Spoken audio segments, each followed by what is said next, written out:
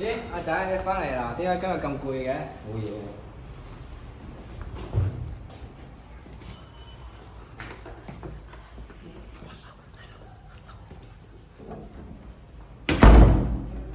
咦，佢咩事啊？你快啲睇下佢。唔知佢，我開門睇下。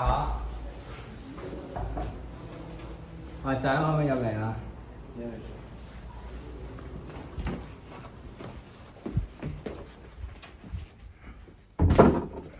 學校發生啲咩事啊？點解今日咁攰嘅？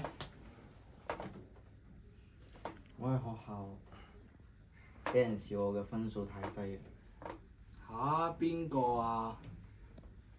傑哥，我聽日就去同學校反映下。你有冇咧咩傷害啊？我而家想退學。退學唔係一件小事嚟嘅，我哋一齊商量下，聽日一齊同老師講。